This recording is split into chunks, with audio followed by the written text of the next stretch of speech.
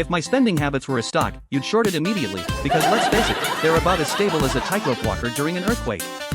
Imagine a stock that skyrockets one day because of a viral TikTok trend, only to plummet the next when everyone realizes it's just glitter and unicorns. That's me at the mall. One minute I'm buying a pair of shoes that I absolutely don't need, and the next, I'm trying to convince myself that I absolutely need those shoes in every color. My credit card bills arrive like an unwanted family member, always at the worst time, and you can't help but feel a little guilty about what you've done. I'm pretty sure my bank account has developed a complex. It keeps hiding from me every time I check my balance, like a child playing hide and seek. You know those investment gurus who advise you to diversify your portfolio? I've taken that advice to heart, but instead of stocks and bonds, I'm diversifying my purchases between shoes, gadgets, and snacks. Last week, I bought a fancy coffee machine because I wanted to save money on lattes, but I forgot to factor in the cost of the artisan beans and the cute mugs I absolutely needed. It's like I'm running my own personal economy where the currency is impulse buys and the GDP is calculated in online shopping. Every time I get paid, I feel like a kid in a candy store, and by the end of the month, my wallet feels more like an empty piñata. If there were an award for ridiculous spending, I'd be accepting my trophy from the comfort of my empty living room, surrounded by all the things I bought but never use. I'm not saying I have a problem, but my therapist has suggested that I might consider budgeting, which is basically code for stop buying things you don't need. Every time I try to save money, I find myself justifying buying another gadget with the phrase, but it's on sale, as if that somehow makes it a good investment.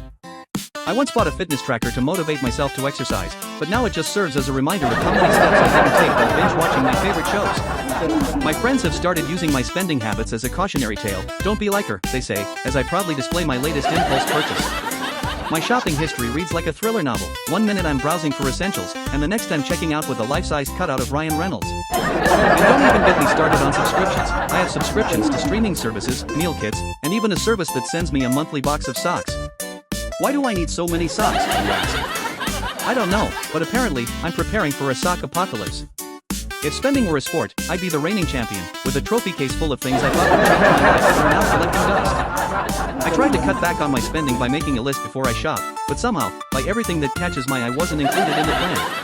I've even considered turning my shopping sprees into a reality show. Broke and Fabulous has a nice ring to it, right?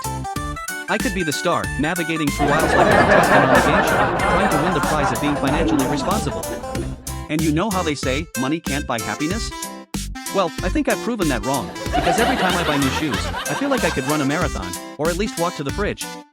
The truth is, my spending habits are like a roller coaster ride thrilling at first, but by the end, you're left wondering if it was worth the nausea. So if my spending habits were a stock, I'd recommend you short it immediately. It's a volatile market with no signs of recovery. But hey, at least I can always count on my collection of impulse buys to keep me entertained during my financially induced existential crises.